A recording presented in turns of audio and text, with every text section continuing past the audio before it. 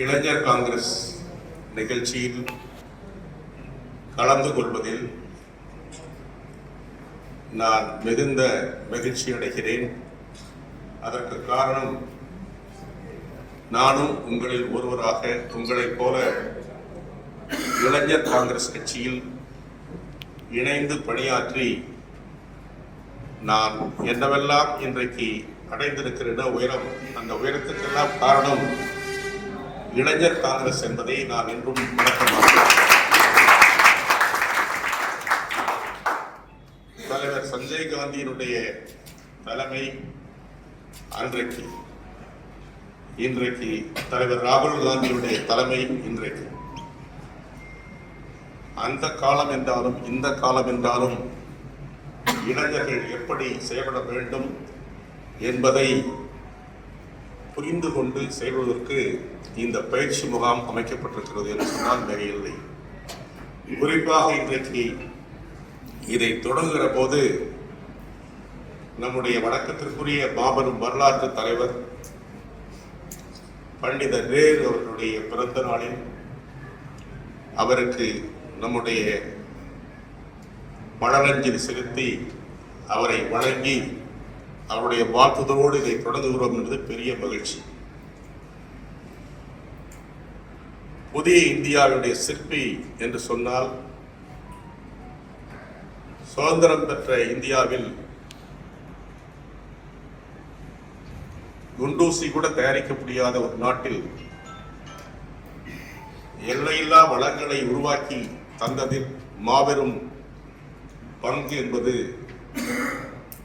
அண்ணல் காந்தியடிகள் வழியில், அண்ணல் காந்தியடிகளால் அடையாளம் காட்டப்பட்ட ஒரு மாபெரும் தலைவர் பண்டிதர் நேரு அவர்கள் என்பது நமக்கு பெருமை. அந்த வரலாற்று தலைவருடைய பிறந்த நாளில் இதை தொடங்குவது, நாம் புதிய முயற்சி ஏற்பது நமக்கும் காங்கிரஸ் பெரியக்கத்திற்கும் இளைஞர் காங்கிரசுக்கும் ஒரு உன்னதமான வழிகாட்டி தலைமையாக இருக்கும் என்பதை நான் மிகுந்த பணிவோடு சொல்ல விரும்புகிறேன். இளைஞர் காங்கிரஸ் என்பது நம்முடைய குடும்பத்தில், காங்கிரஸ் குடும்பத்தில் மிக முக்கியமான அங்கம். காங்கிரஸ் வரலாற்றில் காங்கிரஸ் உருவாக்கியதில் இளைஞர்களுடைய பங்கு என்பது மகத்தானது. சுதந்திர போராட்ட காலம் என்றாலும் சரி, சுதந்திர இந்தியாவை கட்டமைத்த காலம் என்றாலும் சரி, இந்தியாவின் அனைத்து வளர்ச்சிகளிலும் இளைஞர்களுடைய பங்கு என்பது தவிர்க்க முடியாத, அதே நேரம் எல்லா நிலைகளிலும் ஏற்றுக்கொள்ளப்பட்ட ஒரு உன்னதமான பங்களிப்பை இந்த நாட்டு இளைஞர்கள் வழங்கி இருக்கிறார்கள் என்றால் அது மிகையில்லை. முதலில்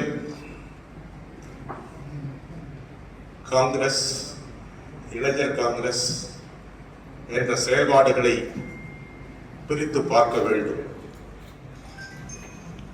காங்கிரஸ் தலைமை இந்தியாவிலேயே, ஏன் உலகத்திலேயே உன்னதமான கொள்கை நெறிகளை நமக்கு நம்முடைய மாபெரும் தலைவர்கள் வழங்கியிருக்கிறார்கள். இளைஞர் காங்கிரஸ் கட்சியின் ஒவ்வொரு தோழரும் நண்பரும் முதலில் அந்த கொள்கை திட்டங்களை படிக்க வேண்டும்,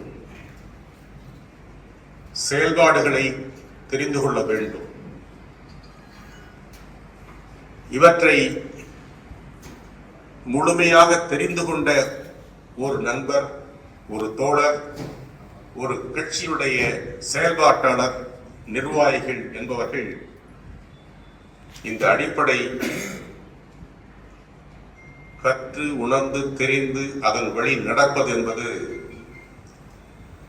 மிக முக்கியமான ஒன்று.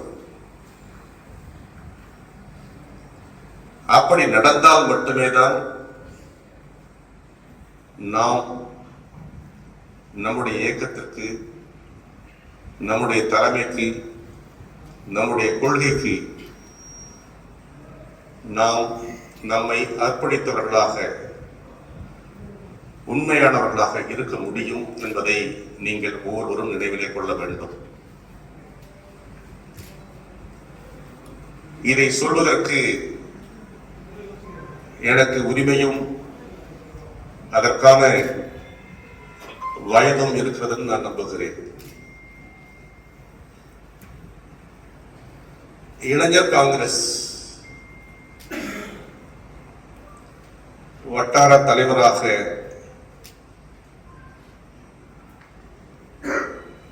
எழுபதுகளிலே என்னுடைய பயணம் தொடங்கியது. 1969 காங்கிரஸ் கட்சி பிளவுபட்ட நேரத்தில் இதை மாற்றி சொல்ல வேண்டும் என்று சொல்ல விரும்புகிறேன். காங்கிரஸ் கட்சி மறு உருவாக்கம் செய்த நாள் என்று நான் அதை நம்புகிறேன். அதற்கு காரணம் பிற்போக்குவாத காங்கிரஸ் தலைவர்கள் ஒரு பக்கம், முற்போக்கு சிந்தனை கொண்ட காங்கிரஸ் தலைவர்கள் மறுபக்கம் என்ற அடிப்படையில் இந்தியாவில் காங்கிரஸ் கட்சி தலைமை பெங்களூர் கிளாஸ் ஹவுஸ் திடலில் மன்றத்தில் அன்னை இந்திரா காந்தியால் அறிவிக்கப்பட்டது 1969 ஆண்டில். அன்றைக்கு காங்கிரஸ் கட்சியுடைய உன்னதமான கொள்கைகளை முன்னிலைப்படுத்துவோம், மீண்டும் மறு உருவாக்கம் செய்வோம், எந்த லட்சியத்திற்காக காங்கிரஸ் இந்தியா இருக்கிறதோ, அமைக்கப்பட்டதோ, அதற்கு எதிரான சக்திகளை முறியடித்து பிற்போக்குவாதங்களை பின்தள்ளி முற்போக்கு சிந்தனைகளை முன்னிலைப்படுத்துவது எங்களுடைய உரிமை என்று அன்றைக்கு அன்னை இந்திரா காந்தி வீர முழக்கமிட்டார்கள். அந்த நாளிலே தொடங்கி இன்று வரை காங்கிரஸில் இருக்கிறேன். 57 ஆண்டுகள் தொடர்ச்சியாக காங்கிரஸ் தமிழ்நாட்டில் இருக்கிறவர்கள் நான்.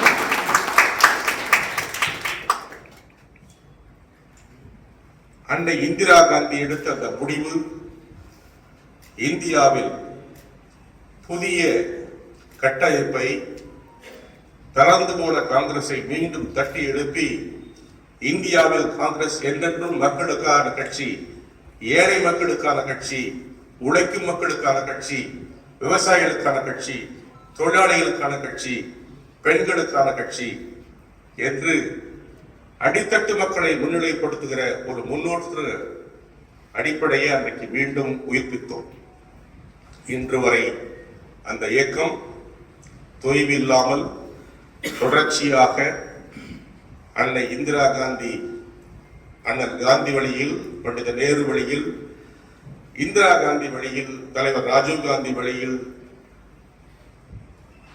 அன்னை சோனியா காந்தி தலைமையில், இன்றைக்கு தலைவர் ராகுல் காந்தியினுடைய சீரிய வழிகாட்டுதலின் தலைமையிலும், மாநில அகில இந்திய தலைவர் மல்லிகார்ஜுன கார்கே தலைமையில் இந்திய தேசிய காங்கிரஸ் மீண்டும் மீண்டும் தன்னை புதுப்பித்துக் கொண்டே இருக்கிறது.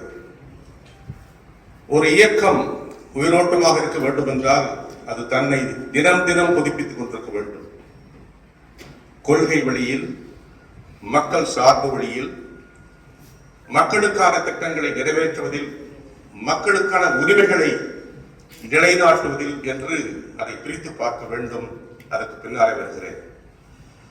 இப்படி ஒரு இயக்கம் இருந்தால் மட்டும்தான் அந்த இயக்கம் தொடர்ச்சியாக இருக்க முடியும். ஆனால் பல்வேறு வெற்றிகளை குவித்த இயக்கம், பல்வேறு ஏறத்தாழ இந்தியாவில் சுதந்திரத்திற்கு பிறகு ஒரு 65 ஆண்டுகள் சுதந்திர போராட்டத்தை நோக்கி சுதந்திரம் வேண்டும் என்று அதற்காக போராடி தன்னை அர்ப்பணித்துக் கொண்ட வரலாறு காங்கிரசுக்கு மட்டுமே உண்டு உலகத்தில். வேற எந்த கட்சிக்கும் அப்படிப்பட்ட நீண்ட நெடிய வரலாறு கிடையாது. அதைத் தொடர்ந்து சுதந்திர இந்தியாவில் ஒரு 65 ஆண்டுகள் மேலாக நம்முடைய நாட்டின் வளர்ச்சிக்காக, புதிய திட்டங்களை நிறைவேற்றுவதற்காக, சமூக மாற்றத்தை உருவாக்குவதற்காக காங்கிரஸ் கட்சி மட்டும் இந்தியாவில் பாடுபட்டிருக்கிறது என்ற பெருமை ஒவ்வொரு காங்கிரஸ் நண்பர்களுக்கும் தோழர்களுக்கும் இருக்க வேண்டும். அந்த மாண்பை நீங்கள் எப்பொழுதும் மனதில் வைத்துக் கொள்ள வேண்டும். ஆக இப்படிப்பட்ட ஒரு 130 ஆண்டுகள் வரலாறு கொண்ட கட்சி இந்தியா உலகத்தில் இல்லை. இன்னும் சொன்னால் நாம் தான் உலகத்திலே பெரிய கட்சியாக இருந்திருக்கிறோம். இப்பொழுது வந்த பிஜேபி தங்களை பெரிய கட்சி என்று சொல்லிக் கொள்கிறார்கள். சொல்லிக் கொள்ளட்டும், அது வேறு விஷயம், பின்னால் வருவோம். ஆனால் நம்முடைய பழைய மரபுகளும் மாண்புகளும் என்றைக்கும் குறைவில்லாமல் தொடர்ச்சியாக அதை கொண்டு போகக்கூடிய இடத்தில் நீங்கள் இருக்கிறீர்கள். எங்களை போன்றவர்கள் 50 ஆண்டு 60 ஆண்டுகள் தொடர்ச்சியாக கட்சி இருந்தாலும், கட்சிக்கு பாடுபட்டாலும், அதை அடுத்த கட்டத்தில் எடுத்து செல்லக்கூடிய செயல் வீரர்களாகவும் தளபதிகளாகவும் நண்பர்களாகவும் சகோதரிகளாகவும் இருக்க போவது நீங்கள் தான். இந்த முக்கியமான ஒரு சூழலை நீங்கள் புரிந்து கொள்ள வேண்டும். அரசியல் கட்சி என்பது எதற்கு? சுதந்திரம் வாங்கி கொடுத்தோம், நம்முடைய வேலை முடிந்து விட்டது என்று யாரும் நினைக்கவில்லை. சுதந்திர இந்தியாவை சமூக பாதுகாப்பு கட்டமைப்புகளை, பொருளாதார மேம்பாடுகளை, சமூக மாற்றங்களை கொண்ட ஒரு உலகமாக, ஒரு நாடாக கட்டமைப்பதில் காங்கிரஸ் கட்சி வெற்றி பெற்றிருக்கிறது சொன்னால் மிகையில்லை. நான் மிகுந்த அன்போடு சொல்ல முடியும், காங்கிரஸ் காலத்தில் காங்கிரஸ் தலைமையில் இந்தியா விஞ்ஞானத்துறையிலே முதலிடம், விவசாயத்துறையிலே முதலிடம், தொழில்துறையிலே முதலிடம், உலகெங்கும் பார்க்கிற போது இந்த இடங்களிலே நாம் வெற்றி கண்டிருக்கிறோம். தலைவர் ராஜீவ் காந்தியினுடைய மிக தெளிந்த அறிவாற்றல் மிக்க தன்மையால், தலைமையால் இன்றைக்கு அறிவியல் உலகம் கொண்டாடுகிற தலைவராக அவரை பார்க்கிறது. அறிவியல் உலகம் பல்வேறு சாதனைகளை இந்தியா நிகழ்த்தி கொண்டிருப்பதை நாம் பார்க்கிறோம். உங்களுக்கு தெரியும், இந்தியாவில் பிறந்து வளர்ந்து படித்து பண்பற்ற அறிவியல் துறை விஞ்ஞானிகள், பேராசிரியர்கள், சாதனையாளர்கள் உலகத்தில் இன்றைக்கு பேசப்படுகிற அத்தனை பேரும் இந்தியர்கள், நம்மவர்கள், நம்முடைய சகோதரர்கள், சகோதரிகள். இவையெல்லாம் இந்தியாவுக்கு பெருமை. அதற்கு காரணம் முதலில் காங்கிரஸ் கட்சி, காங்கிரஸ் கொள்கை, காங்கிரஸ் செயல் திட்டங்கள், காங்கிரஸ் அரசு இந்தியாவில் நிறைவேற்றிய திட்டங்கள் என்பதுதான் அதற்கு ஆதாரம். அவைகள்தான் வழித்தடம். இங்கிருந்துதான், காங்கிரஸில் இருந்துதான் பல்வேறு நிலைகளில், பல்வேறு துறைகளில் தலைமை பண்புகளும் தலைவர்களும் தோன்றினார்கள். தோன்றுவதற்கு காரணமாக காங்கிரஸ் வழிகாட்டியிருக்கிறது, கொள்கை வடிவமைத்து தந்திருக்கிறது, அரசு நிறைவேற்றியிருக்கிறது.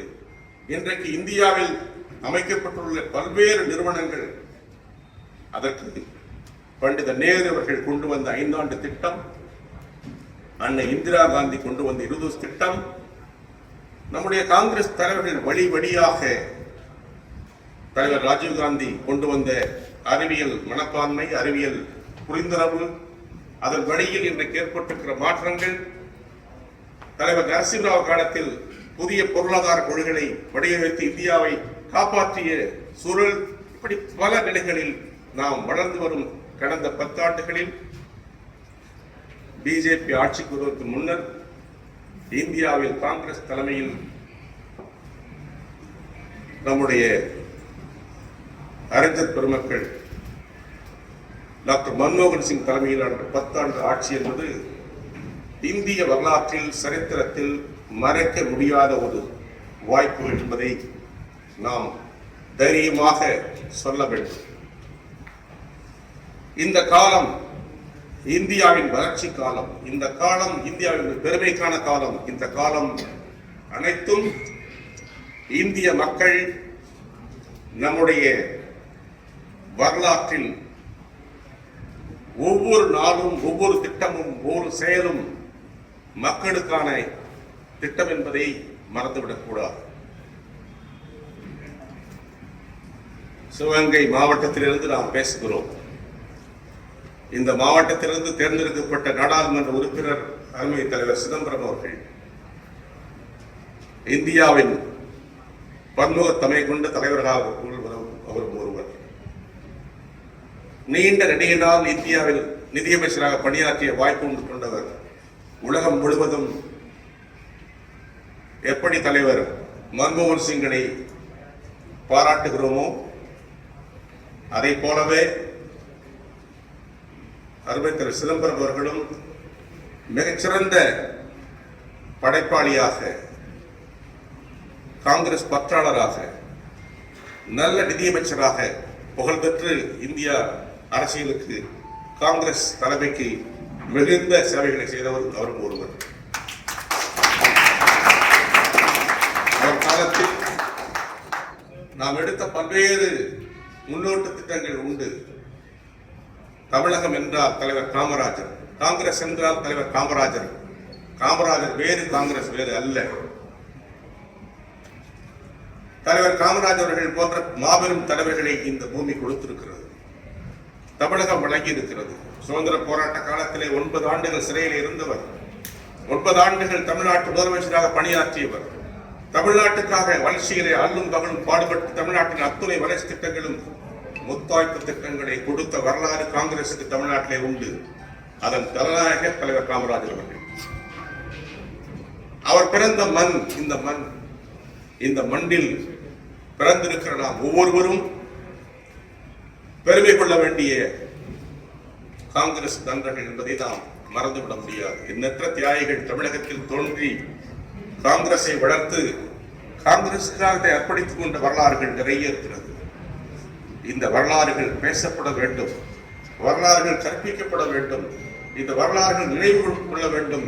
இந்த வரலாறுகளை நினைவிலே ஏந்தி சுமந்து நம்முடைய அடுத்த கட்ட நடவடிக்கையில் நாம் செல்ல வேண்டும் என்று உங்களை அன்போடு கேட்டுக்கொள்கிறேன்.